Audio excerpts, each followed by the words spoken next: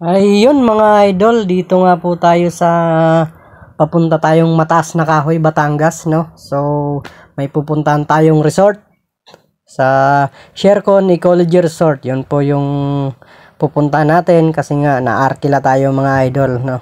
So, first time po natin makapunta rito, kaya i-record na po natin yung i-video na pala, no mga idol. So, ayan nga po, dito na tayo. Saka yung mga pasahero ko, di rin po alam yung na yun, yung resort, kaya pare-pareho po kami first time, no. So dito nga po tayo pinadaan ni Google sa shortcut na kalsada kasi nga may isa pa daw po daan dito, kaso nga matraffic daw po doon kasi itong oras na to ay bandang alas 4 na po to ng hapon, no mga idol, yung oras na to, kaya umiwas na po tayo sa traffic doon. So dito nga tayo dumaan sa shortcut ni Google, no mga idol. So napagtanong ko na rin po tong kalsada na to, medyo masikip nga po at liblib daw saka matarik. So siguro kakayanin naman natin idol, so tiwala lang. So ayun nga po, maganda daw po yung view rito yung idol, kasi nga daw po pag doon ka sa kabila dumaan, so kabayanan na po nung papuntang Lipa, pag Lipa exit maano na sa paningin. Ayan nga po, may mga one way rin po dito, ginagawa po yung kalsada. So dahan-dahan lang po tayo rito idol, no, lalo na po pag gabi, sa madilim po rito, wala pong mga ilaw sa kalsada. Ayan, so pag may malapad na sasakyan, so magbigay na lang tayo kasi saktuhan lang yung sasakyan dito mga idol, kasi masikip nga. So banda rito maluwag-luwag pa, pero sabi daw po dun sa bandang unahan medyo may kasikipan na po yung kalsada. Ayan nga po idol, no? So pinas forward ko lang to ng konti. Ayan, pero dahan-dahan lang po takbo natin dito idol, hindi naman tayo masyado magmamadali, sa overnight naman po tayo. Overnight po tayo dun sa resort, kaya chillax lang. So ayan nga, dito nga po din medyo masikip na po rito yung kalsada, so magbibigay na po tayo rito, no, kahit maliit yung dadaan. So dahan-dahan lang tayo, no mga idol. Ayan nga po. So di natin masisisi si Google kung bakit dito tayo pinadaan, kasi shortcut na nga po ito. Na nagtanong na tayo dati na mas maganda nga po dumaan daw dito, lalo na kung private ka na sasakyan. Pero kung mga bus at truck ang mo, doon po sa kabilang daan, no, kasi di ka po kakasya rito. mahihirapan po yung truck at bus dito dumaan, kasi nga may kasikipan, saka maraming one way din. Ayan nga po, so medyo may lang nga po dito yung kalsada. puzzle po yung kalsada rito. So yung ibang matarik na kalsada rito po may humps, kasi may school sila doon, so nilagyan nila ng humps kahit matarik yung kalsada. So kailangan lagyan yun para magdahan-dahan yung mga dadaan na sasakyan, no mga idol. So basta nasa kondisyon naman makina ng sasakyan nyo idol, kayang-kaya yan, no?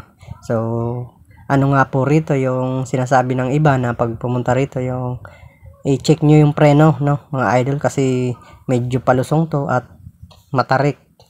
Kasi nga dati nga daw, sabi nung isang bus driver dati na sabi ko, pupunta ako dito sa may Shercon, sabi niya, ingat-ingat ka lang, sa samahan mo ng dasal, kasi nga nung 2018 daw may na dito na disgrasya, nag-loss brake yung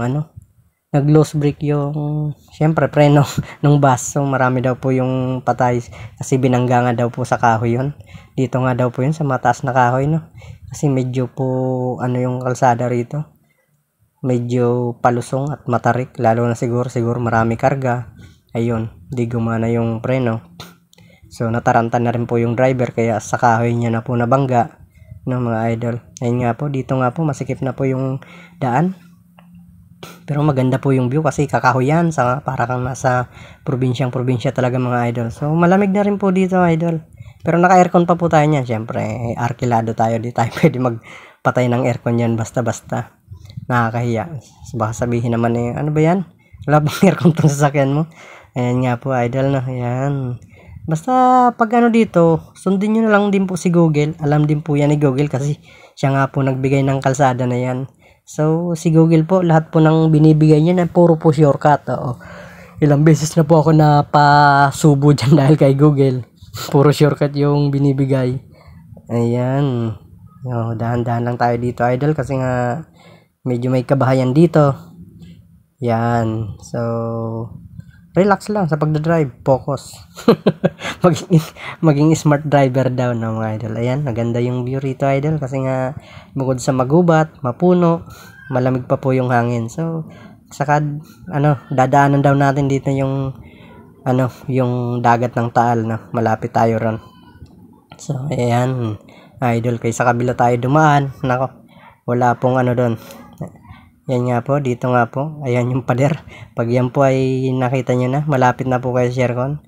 Ayan na nga po, medyo may katarikan na po dito, no, mga idol, no.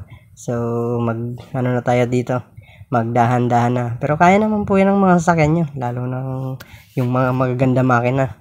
Yung sasakyan ko nga, old model pa yan, mga idol, no. Pero, syempre, alaga din natin kahit paano kasi ginagamit natin sa hanap buhay. Ayan, dito. Ganda ng view rito, idol. Probinsyang-probinsya talaga.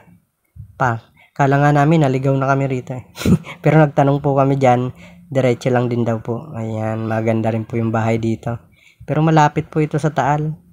Sabi nung natanong namin kanina, daw po rito, pag nabuga ang Taal, talagang sila, apektado kasi nga, ayan, abot tanaw mo lang yung bulkang Taal.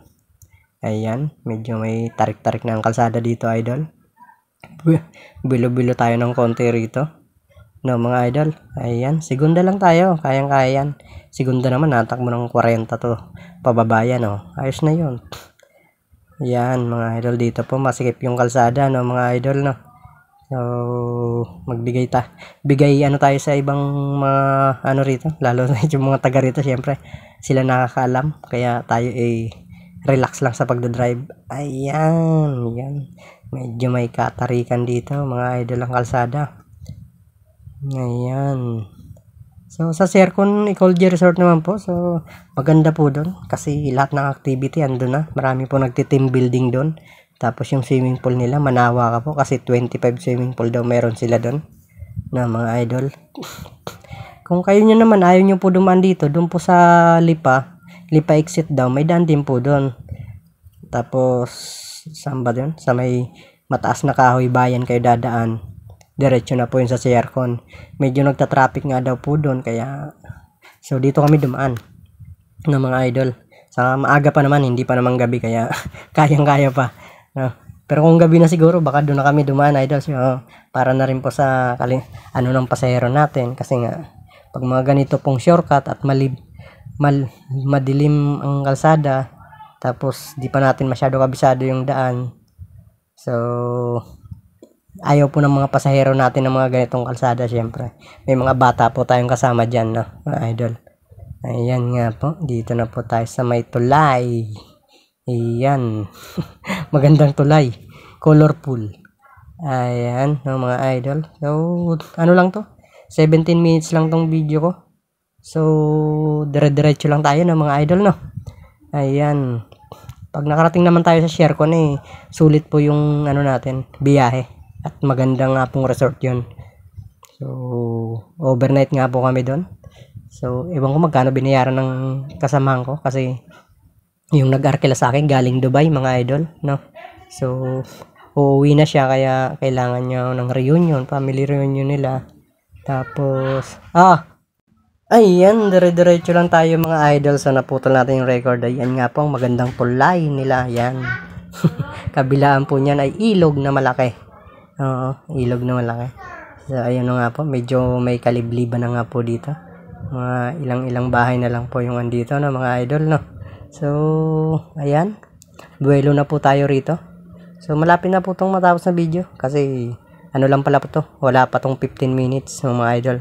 Ayan, sabi ko nga po sa pasahero ko, pwede po sila mag-e-bike dito. Sabi niya, nako, baka hindi pa nangangalate, lobat na, ng mga idol. So, yung kalsada rito ay bukod sa matarik na ay, kumbaga, parang bako-bako siya, idol, no?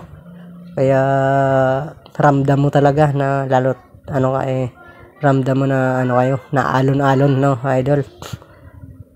Ayan nga, kita naman po yung tarik niya. Ayan, medyo hindi lang halata kasi nga hindi. Ayan oh, kita na po yung Bulkang Taal. Ayan po, yung Bulkang Taal, ang dagat ng Bulkang Taal. Ayan, liko tayo rito. So, may nakalagay naman po dyan na araw na kung pasaan papunta ang Shercon. Kung kayo ay nagdadalawang isip na, ay baka manlaligaw na kami. Ito po pala yun. May nakalagay naman na araw. Kung nagano kayo, nag-alinlangan, pwede po kayo magtanong. Kagaya ng, yun, tatanong tayo rito. Ayan, nagtanong tayo dyan. Saglit lang na mga idol. Tinanong natin. Saan? Diretso lang daw po yung Shercon, mga idol. Diretso lang po. Ayan nga po, malapit na po tayo sa katotohanan. So, ilang minutes lang daw po ang biyahe. So, ayun. May kabahayan na po dito. So, isang barangay lang din po yan. Pero magaganda po bahay yan. Pagdating po dito, buwelo na po tayo. Ito na po yung pinakamatarik talagang kalsada nila na, mga idol. So, ayan po. Kita naman na talagang dungaw. Dinudungaw po talaga ng camera natin, mga idol. Wala. Kaya doon pa lang sa baba, bumelo na po kayo. Para di kayo mabitin. Lalo't sa mga loaded. At talagang loaded na loaded yung makina. Diretso lang tayo, idol. Ayan. No. Straight lang po yan. Hanggang po sa Shercon Ecology Resort. Hanggang sa cottage natin, idol. Diretso lang tayo, no. Ayan nga po. Pasok lang tayo dito. Ayan. puro tayo ayan. Ayan na nga po. Kita naman. Ganda po ng lugar na yan, mga idol. So, ayan. Kakaliwa na tayo dito. Kasi yung kanan, ibang resort na din po yan. Marami rin po palang resort dito sa na ito. Mataas na Kahoy, Batangas. Kaya marami kayo pagpipilian. Ayan. Dito. Di ko alam kung daan pa to o kabahayan. Kasi nga talaga naman. Ayan. Mapapawaw ka sa daan. So, pag malaking sasakyan ng dala nyo, mga truck at bus, wag po kayo dumaan dito, sabi nung isa kong kasama. Kasi nga, masyado masikip ang kalsada. Tapos talagang, ayan, lubak-lubak pong kalsada na to. May parang paalon-alon yung pagkasemento niya, mga idol. Ayan, talagang medyo mauuhaw yung makina natin rito. Kasi kung maraming sakay, ayun. Diretso, sigurado, talagang mauuhaw. Ayan na nga po, mga idol, no? Dito na tayo sa malapit na tayo sa Shercon Ecology Resort. Ayan. Ayan, dito na po ispalto, pero medyo may kasikipan pa rin po. So, bawal po basta-basta umovertake dito, mga idol. Ayan, pag nakita nyo na po yung ganyang yung may sagingan tapos may pader, ayan, malapit na po kayo sa Shercon Ecology Resort niyan, mga idol. So, bandang, nga po yun? Bandang, ba dito? Bandang kanan natin, no? Sa bandang kanan natin, mga idol. Ayan, so, yan, dito nga po nag-loss break yung yung nasabi nating bus na na-aksidente, yan po, dyan po nag-loss break. Hindi niya po nabangga sa sagingan, so sa kahoy niya po nabangga. So nataranta na po siguro. Kaya hindi niya na po nakuhang ibangga sa sagingan o di niya nakapag-isip ng ayos kasi nga syempre on the spot na yung na yun. Dapat talaga sa mga driver pag ganun agad mabilis ang isip kung saan niya ibabangga. Kaso nga lang nabangga niya na sa dulo, doon niya na sa kahoy na bangga kasi lumagpas na siya sa sagingan, mga idol, no. Tapos may naman doon, may mga lupa malapad na lupa. So mas maganda kung doon niya binangga para sana sad sana yung bumper niya doon. Pag naman kasi lupa yon, mahirap naman buwagin yon. Wag lang po talaga sa kahoy kasi pag sa kahoy talaga binangga at nawalan ka pag nawalan ka po ng preno at sa kahoy mo binangga, nako po, talagang may kalalagyan po talaga, lalo po sa lakas po ng impact ng mga ganyang sasakyan na malaking, lalo na po yung mga bus, no, mga idol. So kahit po sa atin mga 4 wheels lang po, po tayo, kahit bago po sasakyan natin, di po natin masasabi. Dahan-dahan lang at laging nasa kondisyon ng makina dapat, ng mga idol. Ayan na nga po, dito na po tayo sa loob ng Shercon, no, mga idol. Nagbayad lang po lang po tayo sa guard, tapos nagbayad po tayo rito sa nila, parang assistant nila doon bago tayo so may nag-assist naman po sa atin papunta po sa cottage. Ayan po yung nakamotor, So dito po tayo dadaan. Ayan, sa may kahoy na to. Tunnel. Tunnel 3 kung tawagin. Ayan nga po mga idol. Thank you mga idol. So malapit na po itong matapos na video kasi andito na po tayo sa may tawag dito. Andito na tayo sa may cottage namin. Ayan nga po yung cottage namin. Malaki po yan. Ayan. Kasi sa baba daw po yan may cottage pa. So bali dalawang cottage kinuha namin. Ayan. Saka yung isang kulay blue. Kasi nga dapat marami silang darating. Kaso yung iba may mga may mga pinuntahan.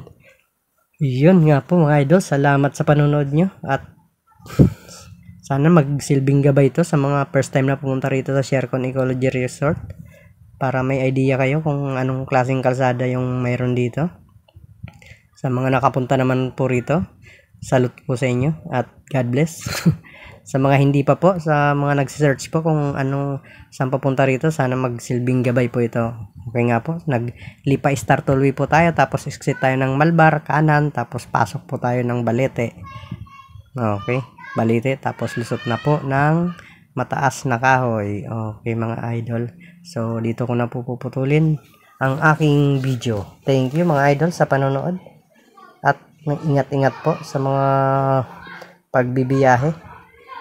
Lagi po tayo mag-iingat mga idol, no? So basta yun, ingat-ingat na lang. So kung saan man mga gala natin. Ayun, sa sunod na video ulit. Salamat sa panonood mga idol. Hanggang sa muli. Thank you. Ayan, malapit na to.